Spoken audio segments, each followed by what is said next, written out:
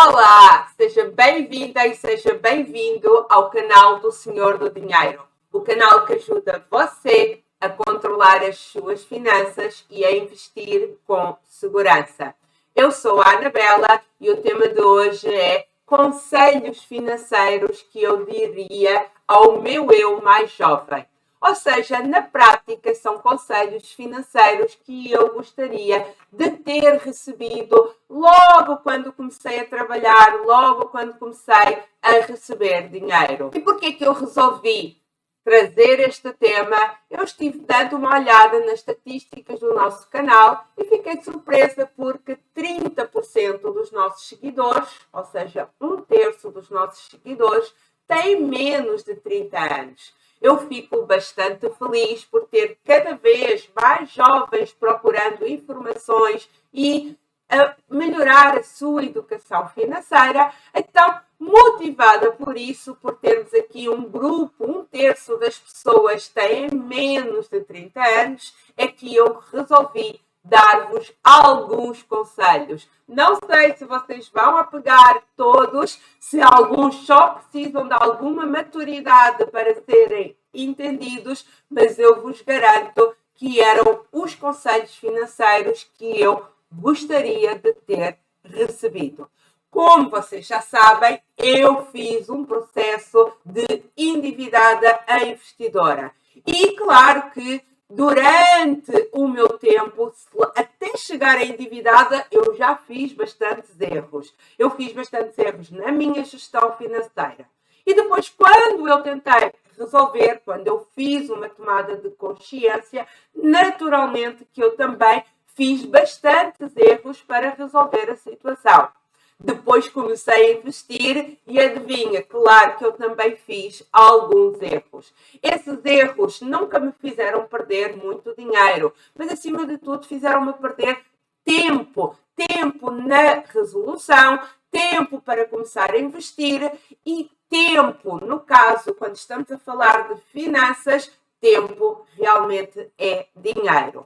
Por outro lado, quando nós estamos a perder tempo e não estamos a conseguir resolver os nossos problemas financeiros, acaba que, claro, nos desmotivamos, ficamos bem mais estressados, também há bastante ruído, não sabemos o que é que vamos seguir. Então, eu resolvi consolidar aqui os conselhos que eu acho que eram mais importantes.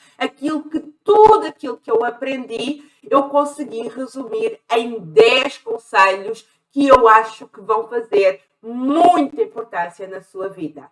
Então, pegue no papel e na caneta e vamos começar com os 10 conselhos financeiros que eu gostaria de ter recebido e que eu daria hoje ao meu eu mais jovem.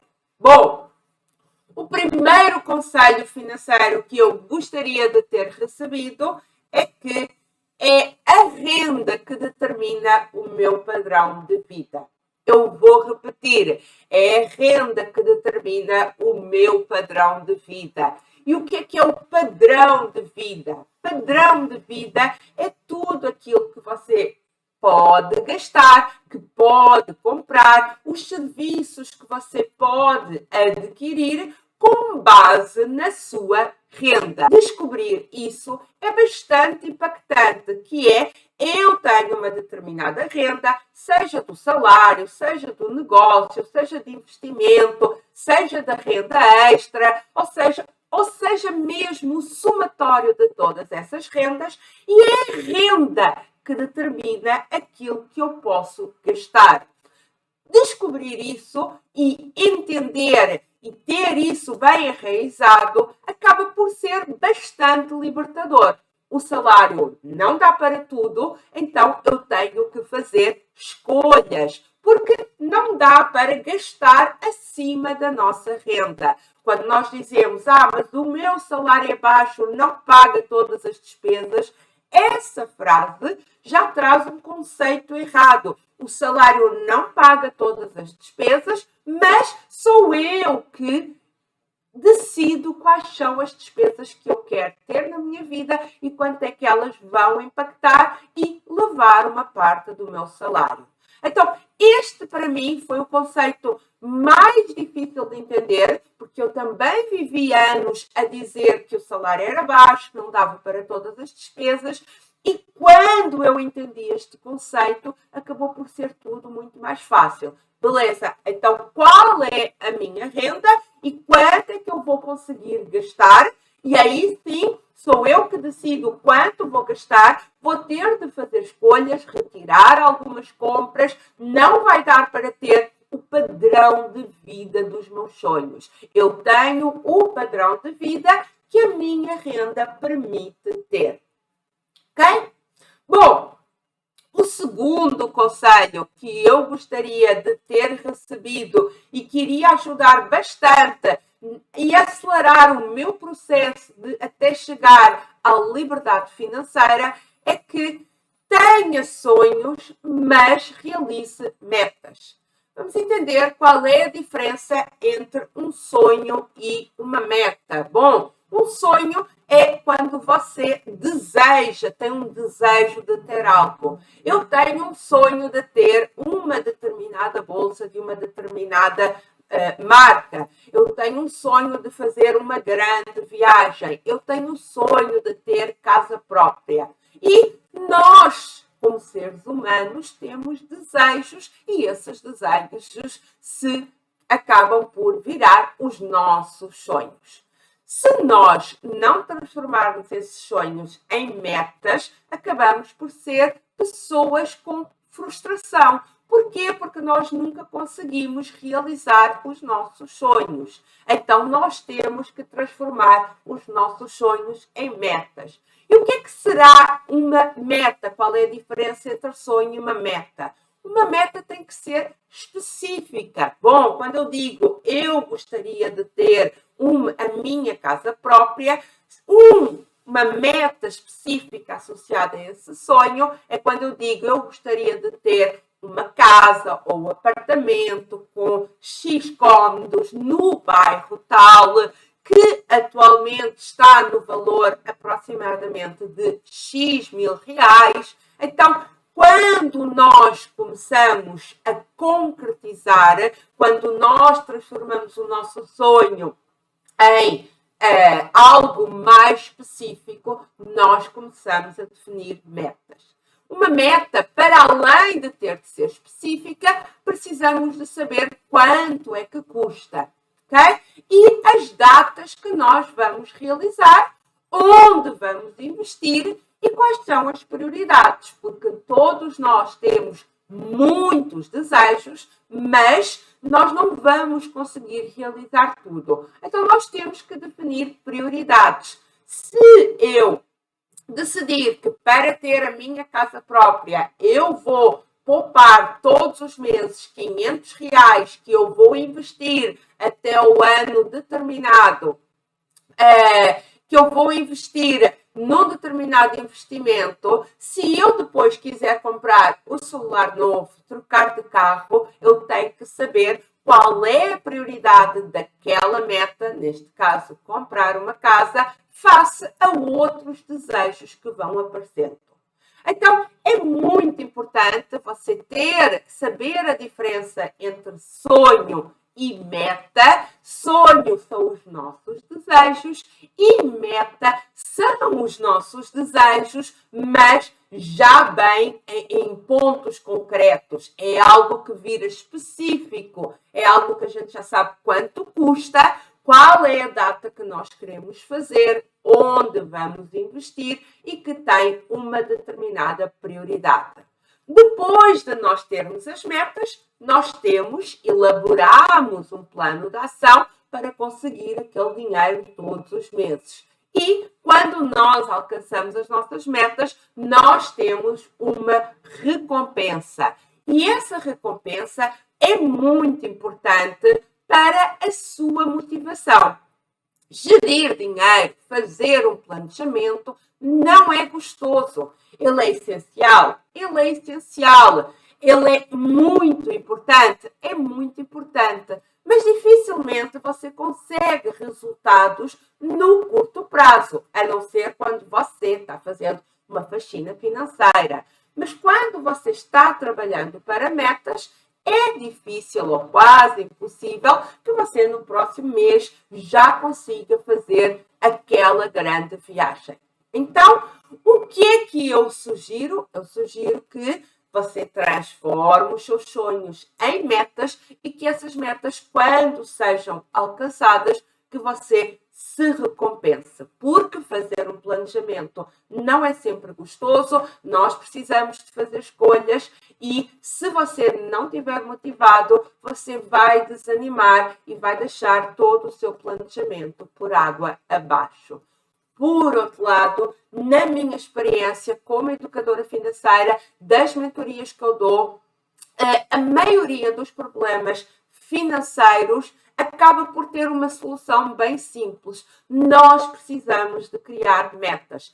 Quem não tem metas, não tem objetivos, não tem algo que os motive para fazer um planejamento, para fazer uma poupança. Então acabam por gastar mais, pois se está aqui sobrando R$ 500 e eu não sei, eu só tenho sonhos, um dia eu gostaria de viajar, um dia eu gostaria de ter uma casa, mas como esse sonho não foi transformado em meta, eu acabo por gastar. E acabo por gastar, como eu falei, os meus sonhos não vão ser alcançados e eu acabo por ter grandes frustrações em todo o planejamento financeiro. A maioria dos jovens tem muitos sonhos e poucas metas. Então, o conselho que eu lhe deixo é: tenha sonhos, mas realize metas. Transforme os seus sonhos em metas e lute por alcançá-las e se recompense quando você as conseguir alcançar. Bom, o terceiro conselho que eu gostaria de ter recebido mais jovem é: avalie o risco. Isto é importante não só para a educação financeira, como para tudo na vida. É mais importante aquilo que você pode perder do que aquilo que você pode ganhar. E eu vou lhe dar um exemplo meio bobo para você entender e depois eu trago-lhe casos concretos das finanças. Imagina que eu tenho aqui uma proposta. Você gostaria de fazer um jogo comigo e ter a possibilidade de ganhar R$ 1.000.000? Um jogo qualquer, um bingo, um jogo de cartas, qualquer jogo. Se você ganhar, você ganha R$ 1.000.000. E você pensa: bom, não tenho nada a perder, então vamos lá jogar o bingo ou o jogo de cartas lá com a Anabela para ver se eu consigo ganhar R$ 1.000.000. Bom, e nós jogamos. E se agora a proposta fosse outra? Eu tenho aqui um outro jogo chamado Roleta Russa. Tem uma arma, na arma tem 6 possibilidades e tem apenas munição numa. E se você acertar, se você disparar e não morrer, você ganha R$ 1.000.000. Mas se você morrer, morreu. Bom, e aqui você tem na mesma a possibilidade de ganhar R$ 1.000.000, como no outro jogo de bingo ou jogo de cartas, só que aqui você tem a possibilidade de perder a vida. E essa possibilidade é tão gritante e tão impactante para você, afinal você pode perder a vida, que provavelmente você vai me chamar de maluca e não vai aceitar jogar este jogo. Então reparem, nas duas situações você tinha a possibilidade de ganhar R$ 1.000.000, só que na primeira situação você não tinha nada a perder. Era só fazer ali um jogo comigo de 10 ou 15 minutos. Na segunda possibilidade, você tinha a probabilidade de perder a sua vida. E na sequência, você vai recusar jogar comigo, felizmente. Bom, e este exemplo meio extremo é exatamente aquilo que nós deveríamos fazer na nossa vida. Nem sempre é mais importante aquilo que nós podemos ganhar. Às vezes, aquilo que nós podemos perder é demasiado importante e nós não olhamos aquilo que nós podemos perder. Nós só estamos focados naquilo que nós podemos ganhar e quando nós perdemos, aquilo que nós podemos perder era muito mais importante do que a possibilidade de qualquer ganho. Bom, eu vou-vos dar aqui 2 exemplos agora mais relacionados com as finanças. O primeiro está relacionado com o FGTS, já falei aqui em vários vídeos. Por exemplo, houve aqui uma recente possibilidade de comprar ações com FGTS. E várias pessoas me perguntaram qual era a minha opinião, até fiz um vídeo sobre isso. Bom, comprar ações com o dinheiro do FGTS, que a maioria das pessoas diz que está lá parado. Bom, o FGTS, e só fazendo aqui um pequeno parênteses, ele rende menos, mas ele tem um determinado rendimento, não é o melhor, mas ele está lá rendendo, tem distribuição, as regras mudaram recentemente e é um dinheiro que é muito importante se você perder o emprego. A maioria dos brasileiros não tem reserva de emergência. Eu fiz um vídeo recentemente em que saiu um estudo que 80% dos brasileiros não têm reserva de emergência. Não se consegue sustentar pelo menos 3 meses. Então, se a maioria dos brasileiros, se perder o emprego, não consegue sustentar 3 meses, por que que eles vão utilizar o FGTS para comprar ações? Porque as ações podem pagar mais. É verdade, mas no caso de acontecer alguma coisa errada, ou seja, você perder o emprego, você não tem aquele dinheiro lá que lhe vai servir de sustento para você e para a sua família. Entenderam aqui uma situação em que pode ganhar um pouco mais, mas se perder é muito impactante. Você vai viver um tempo que será muito difícil. Você pode dizer, mas Anabela, é verdade, mas eu posso vender as ações. Sim, mas ações é um mercado demasiado volátil. Se você tinha 10 mil reais para comprar ações, se perder o emprego 1 ano, 2 anos, 3 anos depois e você precisar de vender, você pode não ter lá os 10 mil reais, você pode ter lá 12, 14, mas também pode ter 5, pode ter até 2 mil reais. Então, o que você tem a perder nessa decisão é muito mais importante do que o pouco que você possa ganhar em relação a ter o dinheiro no FGTS versus comprar ações. Agora, se você tem um plano B, se você tem uma boa reserva de emergência, se você já compra ações, você entende o mercado que é volátil, então sim, usar o FGTS para comprar ações pode ser uma boa.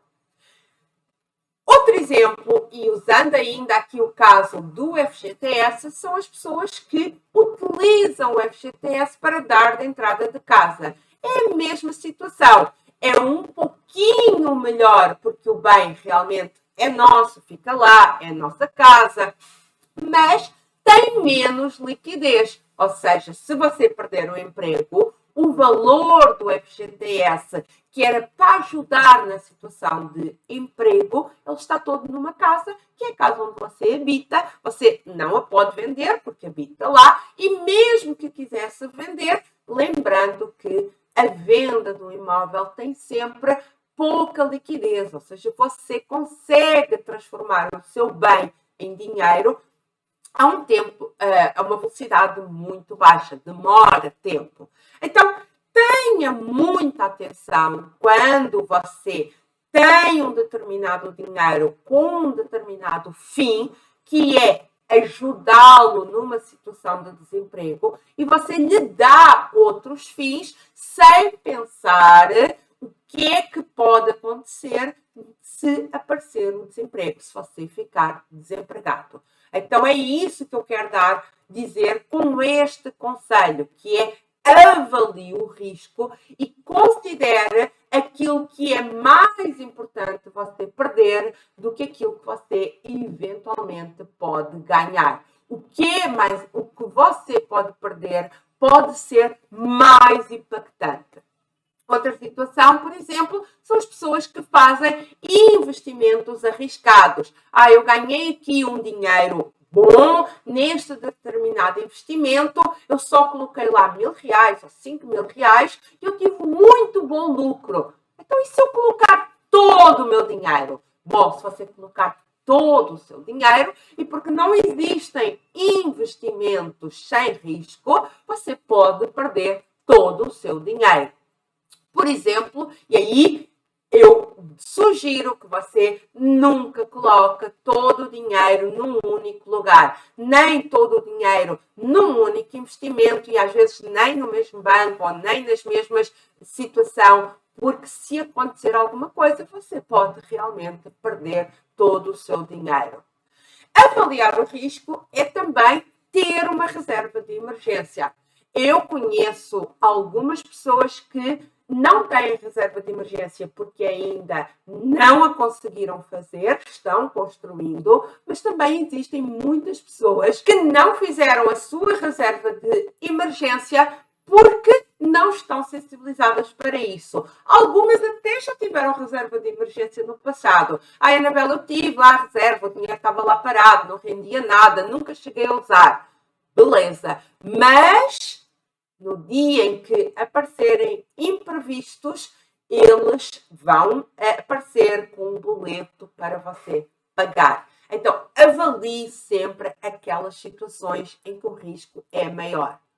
A outra situação que está aqui neste item de avaliar o risco é quando as pessoas negligenciam alguns planos ou alguns seguros. As pessoas fazem viagens internacionais sem ativar um seguro e se depois acontecer alguma coisa podem passar perrengues que são muito complexos. Vou-vos dar um exemplo. Quando a minha família veio visitar o Brasil, eu ativei um plano de seguro provisório durante aqueles dias, desde o dia que chegaram ao aeroporto até o último dia em que foram embora, eles tinham um plano de saúde que cobria qualquer eventualidade de ficarem doentes, de acontecer um acidente, e eu fiquei muito mais tranquila porque, apesar de ter sido uma despesa muito elevada, eu fiquei mais tranquila porque nós sabemos como é que é o sistema de saúde no Brasil.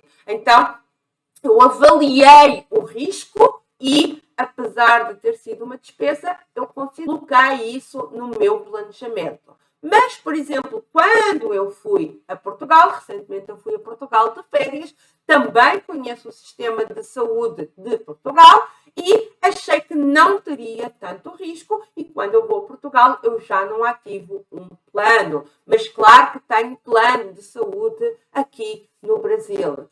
Outra situação é aqueles seguros das próprias viagens, de malas, de bagagens, evita que as pessoas passem perrengues. Agora, todos os seguros são bons? Não, por exemplo, seguro para celular. Gente, se roubarem o celular, é chato, mas tenho uma reserva de emergência, vou comprar outro. Então, para mim, esse risco compensa. Agora, ficar doente num país estrangeiro que tem um sistema de saúde mais deficitário ou que eu posso passar mais perrengues, esse risco eu não quero correr. Então, fique atento a este terceiro conselho, que é avalie o risco e considere que às vezes aquilo que você tem a perder é muito mais impactante se algo correr mal, corre realmente mal, do que aquilo que você pode ganhar. As pessoas têm tendência só a olhar aquilo que podem ganhar e às vezes tomam decisões financeiras erradas. O quarto conselho financeiro que eu daria ao meu eu mais jovem é: ter é diferente de ser. Nós somos seres sociais e nós temos a tendência a, para estar inseridos na sociedade, ter a fazer coisas semelhantes. As pessoas tendem a querer impressionar outras com bens materiais. Então as pessoas acham que se avaliam como ricas apenas porque têm. E o conselho que eu gostaria de ter recebido é que ter é diferente de ser. Não é porque você vê uma pessoa que tem um carro bom que você pode tirar a conclusão de que ela é rica. Simplesmente a única conclusão que você pode tirar é que ela tem um carro bom. Você não sabe como é que esse carro foi comprado, você não sabe se existe dívida naquele carro, você não sabe se aquele carro, mesmo estando cheio de dívidas, se não é o único património que a pessoa tem, você não sabe se o carro não foi oferecido, se o carro não foi ganho ou simplesmente não é o moço que está ali ajudando no estacionamento. Levando aqui um exemplo mais extremo. Então, quando nós olhamos as pessoas que têm bens e nós temos a tendência a achar que as pessoas, só porque têm determinados bens, um carro, um determinado celular, determinada roupa, nós temos a tendência a achar que as pessoas são ricas. E, na verdade, nós não sabemos como é que as pessoas compraram isso. Quando nós enxergamos um bem, nós não sabemos nada como é que a pessoa o adquiriu e isso não significa que a pessoa é rica.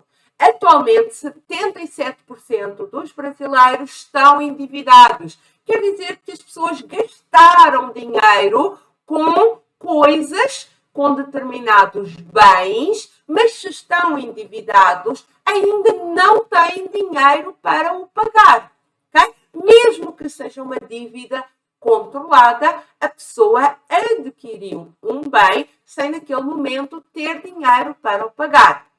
Então, fique atento, não vá tirar conclusões de que só porque a pessoa tem A ou porque a pessoa tem B, que a pessoa é rica. Não significa nada. Por outro lado, a minha experiência e das pessoas que eu conheço à minha volta, que até estão com mais sucesso financeiro, não têm vontade nenhuma de mostrar o seu sucesso financeiro através da aquisição de bens, através de mostrar às pessoas que têm um carro melhor. Nem sempre é assim. Então, para além de o facto da pessoa ter, não é a mesma coisa do que ser, lembre-se sempre que as pessoas não são representadas por aquilo que têm. E eu gostaria de ter recebido este conselho antes, porque uns anos atrás, quando eu era mais jovem, eu também comprei coisas para mostrar ou tentar mostrar um sucesso que aparentemente eu tinha e, na verdade, acabei por sair em dívidas.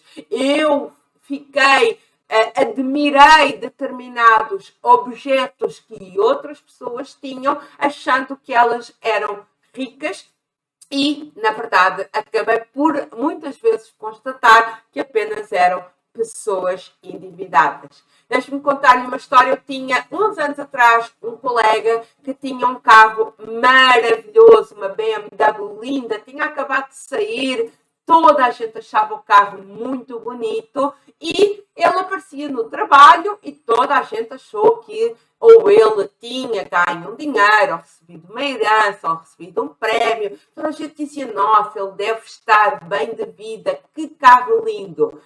E o carro durou aproximadamente 4 ou 5 meses, depois voltou a ir de transportes para o trabalho, porque deixou de conseguir pagar as parcelas. Então a pessoa não tinha qualquer bem, não tinha qualquer dinheiro, não tinha rigorosamente nada, a pessoa apenas comprou um carro que toda a gente admirava de forma financiada. Deixou de pagar, tiraram-lhe o carro. Então fique com essa ideia quando você vê alguém com determinado bem, isso não representa nada do dinheiro que ela tem E mesmo que tenha dinheiro, ter dinheiro não representa nada em relação ao tipo de pessoa que nós somos. O quinto conselho que eu gostaria de ter recebido mais jovem é: viva o momento pensando no futuro. Por quê? Porque eu vivi os vários ciclos. Como todos nós, quando eu era mais jovem, eu pensava no presente. Acabei por gastar mais do que aquilo que podia e fiquei endividada. Depois, quando eu comecei a resolver a minha vida financeira, eu vi, nossa, agora eu quero começar a investir. Deixei de viver o presente só preocupado com juntar dinheiro para o futuro. E agora, felizmente, muito tempo depois, eu consegui achar o equilíbrio, que é viver o presente sempre pensando no futuro. O dinheiro é para ser gasto. É para ser gasto no presente. Você só tem uma vida, você tem que gastar dinheiro no presente. Mas você tem que pensar no futuro. Então, gaste com equilíbrio, bom senso e gaste baseado naquilo que você ganha. Você tem uma determinada renda, há uma parte logo que tem que ser investida para as suas metas, investida para a sua aposentadoria e o resto você gaste com consciência e responsabilidade. Lembre-se que todos nós deveríamos ter um ciclo patrimonial. Primeiro é a criação de bases, nós vivemos com os nossos pais pagam os nossos estudos, deveriam nos dar a educação financeira, ou seja, ensinar a gerir o dinheiro e nós vamos trabalhar. Essa primeira parte do ciclo do património é a criação de bases. Depois nós começamos a trabalhar e nós temos uma parte que é construção de património, ou seja, você tem que começar a juntar um dinheirinho para o futuro, para depois, quando você deixar de trabalhar, ter lá um dinheiro para usufruir. Mas não quer dizer que você só vai usufruir no futuro. Comece a construir o seu património para o futuro, mas viva também o momento. Você só precisa de ter a noção que precisa de gastar menos do que aquilo que recebe. E não se esqueça, na aposentadoria você não vai trabalhar para sempre, então é importante que você tenha um dinheiro para a altura em que você não vai poder trabalhar ou que simplesmente está cansado, não quer trabalhar mais. Então, este era o quinto conselho, que é: viva o momento, mas pense sempre no futuro. Poupe dinheiro e invista. O sexto conselho que eu gostaria de ter recebido mais jovem é: compre ativos e não passivos. Anabela, o que é isso de ativos e passivos? Bom, ativo é algo que coloca dinheiro no seu bolso.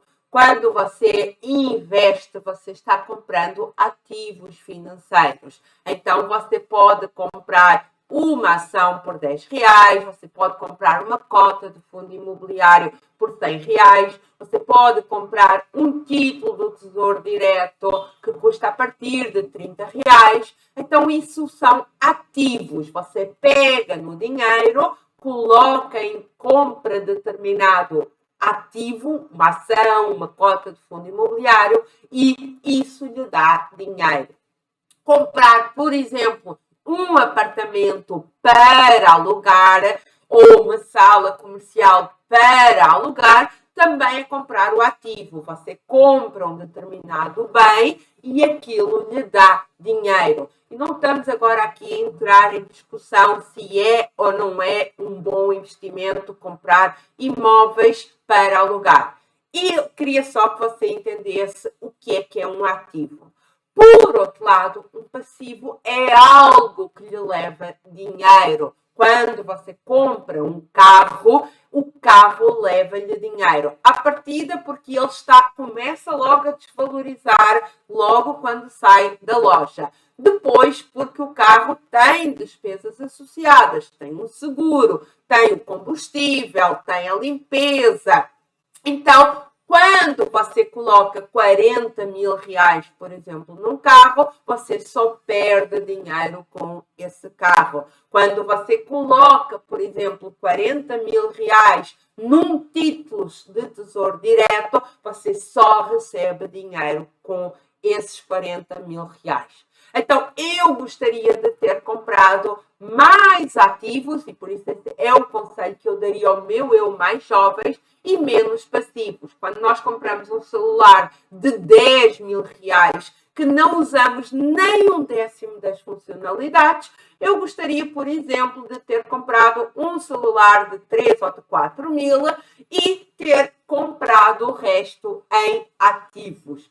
Ativos é aquilo que garante os luxos, ou seja, se você tiver determinados ativos lhe dando dinheiro, depois você pode ir comprar outros luxos. Mas com a sua renda principal, com o seu salário, compre ativos e não passivos. Porque é nesse ciclo que as pessoas ficam pobres. As pessoas compram passivos, compram um carro e que traz mais despesas e acabam sem o dinheiro da sua compra e todas as despesas que esse passivo levou. Por outro lado, quando você compra um ativo, você coloca e esse ativo acaba por lhe trazer mais dinheiro. Então, passivos tiram fortunas de pessoas, ok? E isto está relacionado com um outro conselho que eu também já falei, que as pessoas compram passivos, que é para mostrar que são ricas, e eu já vos expliquei qual é a diferença entre estar rico e ser rico. Quando você tem em determinado momento dinheiro para comprar, por exemplo, um carro super caro, você naquele momento, mesmo que o compre à vista, você pode estar rico. Mas ser rico é ter uma quantidade de ativos que lhe entreguem juros, dinheiro, que lhe coloquem mais dinheiro no seu bolso. E este é o sexto exemplo, o sexto conselho que eu gostaria de ter recebido, que era para comprar mais ativos e não passivos. O sétimo conselho que eu gostaria de ter recebido e ter levado a sério e que evitaria ter passado por muitos perrengues é: tenha uma reserva de emergência. Eu já disse, a reserva de emergência é aquele dinheiro que você tem para imprevistos, e se uma coisa que eu tenho a certeza é que os imprevistos vão aparecer e trazem um boleto para você pagar. Então, se você vai passar por imprevistos, eu lhe juro que os imprevistos são melhor superados se você tiver dinheiro. Eu lembro-me que quando eu não tinha reserva de emergência e acontecia qualquer problema que exigia dinheiro, a minha primeira preocupação é: quanto é que isto vai custar? Eu sei que é a primeira preocupação das pessoas que não têm reserva de emergência e passam por um determinado imprevisto. Agora que eu tenho reserva de emergência, a minha primeira preocupação é: vamos resolver isto e depois recolocar e repor o valor da reserva de emergência. E não fica a achar que ter uma reserva de emergência é apenas para coisas ruins. Por exemplo, atualmente eu mexi na minha reserva de emergência para uma coisa ruim. A minha gata está internada no veterinário, está doente, eu precisei de uma quantidade de dinheiro, mas felizmente, como tinha a reserva de emergência, neste momento a minha única preocupação é na saúde da gata. Mas também pode ser uma coisa boa, por exemplo, uma gravidez, vai nascer um bebê, ou uma viagem inesperada para uma grande pulo na nossa carreira. Então, tenha uma reserva de emergência para imprevistos, podem ser bons ou podem ser ruins. Quem não tem reserva de emergência está muito perto de fazer dívidas, pois os imprevistos vão acontecer. Quando eles acontecem, se você não tem dinheiro, então nós vamos virar endividados. Então, este é o 7º conselho que eu gostaria de ter dado ao meu eu mais jovem, que é: tenha uma reserva de emergência. Por favor, é muito importante e teria evitado que eu tivesse feito dívidas. Bom, o 8º conselho, eventualmente aqui um dos mais delicados desta lista de conselhos que eu daria ao meu eu mais jovem, é cuidado com o seu ambiente, ou seja, tudo aquilo que o rodeia. As nossas decisões financeiras são influenciadas por aquilo que nos rodeia, ou seja, a família, os amigos, os colegas de trabalho, os vizinhos, a sociedade e até as redes sociais. Então, nós precisamos de entender como é que isso impacta nas nossas decisões financeiras para depois poder tomar as melhores decisões financeiras. Então, por exemplo, se nós temos na nossa família um cônjuge que puxa sempre para baixo, gasta mais, dificilmente nós teremos mais motivação para fazer um bom planejamento financeiro. Se os nossos amigos são mais gastadores ou têm mais consumistas, nós, se os acompanhamos ao shopping, temos sempre a tendência a gastar mais. Se nós vivemos num bairro mais caro e os nossos vizinhos têm um determinado padrão de vida, nós temos tendência também a gastar mais. Isso não quer dizer que você vai mudar todo o seu ambiente. Vou deixar de ter estes amigos, vou deixar... Não, você apenas precisa de entender como é que o ambiente o impacta, como é que impacta nas suas decisões financeiras e aquilo que você não pode alterar, você tem que aprender a se defender. Por outro lado, ainda relacionado com o ambiente, nós precisamos de ter cuidado com as pessoas a quem você pede conselhos financeiros. Se você pede conselhos financeiros a uma pessoa que não tem a melhor expertise ou a melhor inteligência emocional financeira, você pode sair com o conselho financeiro errado. Um conselho extra que eu lhe vou dar é: peça conselhos apenas sobre determinados assuntos, apenas a pessoas que já chegaram onde você quer chegar. Então, se você quer um conselho sobre investimentos, você não vai perguntar a uma pessoa que nunca investiu, porque essa pessoa que nunca investiu vai lhe dizer: não, investir é ruim, investir perde-se muito dinheiro. Se você quer um conselho sobre determinada empresa, sobre determinado, seja para ir trabalhar, seja para contratar, você vai perguntar a pessoas que já trabalharam ou que já contrataram aquela empresa. Então, peça conselho sempre para chegar a determinado ponto a uma pessoa que já o tenha alcançado.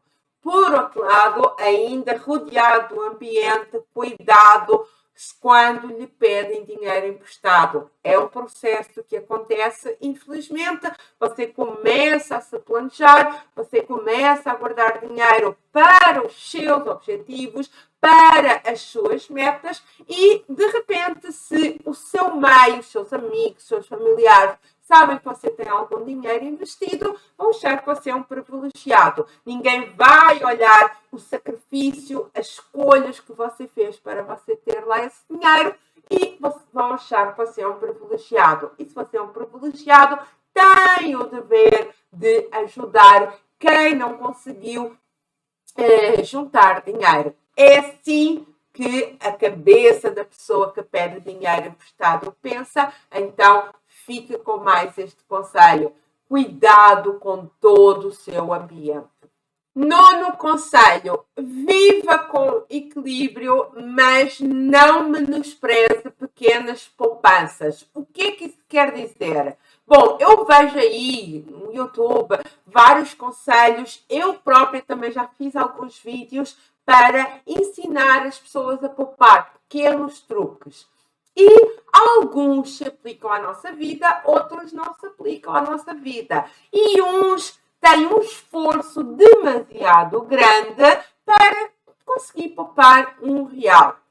Então, o que eu digo é, viva com equilíbrio, ou seja, se calhar não faz sentido você ir 3 km a pé para ir comprar um pão mais barato, mas também, por outro lado, não menospreze pequenas poupanças que, ao longo do tempo, vão ter muito impacto por causa dos juros compostos. Então, para você ter aqui algum equilíbrio, eu trouxe alguns exemplos. Por exemplo, compras inteligentes. Já ensinei, tem aqui vídeo no canal, como comprar com cashback. Se você tem que fazer determinadas compras, então, que tal você receber um dinheiro com essas compras? São as compras com cashback. Por outro lado, comprar na internet pode ser mais barato ou pagar com vouchers. Reparem que são determinados truques simples, que tem muito vídeo aqui no canal, que você não tem um esforço adicional e que você pode poupar. Ah, Anabela, mas eu vou poupar R$ 10, R$ 20, R$ 30. Mas quando você faz isso com consistência, ao longo do tempo, realmente você pode adquirir e poupar bastante dinheiro. Por outro lado, compre aquilo que você valoriza, aquilo que você dá muita importância. Isso evita que você gaste dinheiro com bobagens. Por outro lado, tenha atenção às formas de pagamento. A gente sabe que pagar à vista pode ter sempre um desconto. Ah, mas Anabela, é só um desconto de R$ 100. Sim, mas comprar, ser um consumidor, é algo que nós vamos fazer para o resto da nossa vida. Então, se você estiver sempre focado na forma de comprar, de mais barato, poupando, você acaba por conseguir poupar bastante ao longo da vida. E evite desperdícios. No outro dia eu estava ajudando uma amiga a fazer uma mudança de casa e quando chegámos lá à parte de maquiagem, eu vi que ela tinha 16 batons só em vermelho. E, na minha opinião, isso era um desperdício. Quando fomos ver, apenas 2 estavam dentro da validade. Então, cuidado com os desperdícios. Tem um vídeo aqui no canal onde eu falo sobre ser consumista e deixar de ser, como é que você pode deixar de ser consumista. Então, tenha atenção a isso. Bom, e finalmente o último conselho que eu daria ao meu eu mais jovem e provavelmente o mais importante e aquilo que eu bato mais aqui no canal é que educação financeira não é um jogo só de planilha, de matemática ou de fórmulas. E é semelhante às dietas. Se eu lhe perguntar como é que você vai poupar dinheiro, você vai me responder: então é só gastar menos do que aquilo que se ganha. Toda a gente sabe isso. E, no entanto, a maioria dos brasileiros não consegue poupar dinheiro.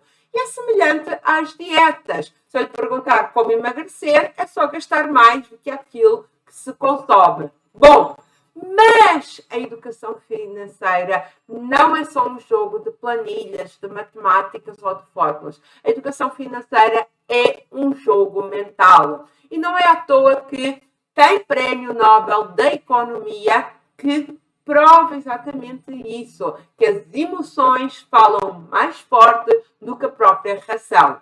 Aliás, é tão importante que em 2002, Daniel Kahneman, que ganhou o Prémio Nobel da Economia, ele era psicólogo. Então, reparem, o psicólogo recebe o Prémio Nobel da Economia, mostrando ao mundo que sim, a emoção é muito mais importante do que a razão. Não é à toa que no no meu curso, o módulo mais extenso e mais importante é aquele de finanças comportamentais. Porque quando nós temos inteligência financeira, inteligência emocional financeira, nós conseguimos dominar as nossas finanças. Educação financeira é sim um jogo mental. Você precisa de entender como funciona a mente humana, os atalhos ou vieses comportamentais, quais são os gatilhos de compra. Você precisa de ter uma mentalidade próspera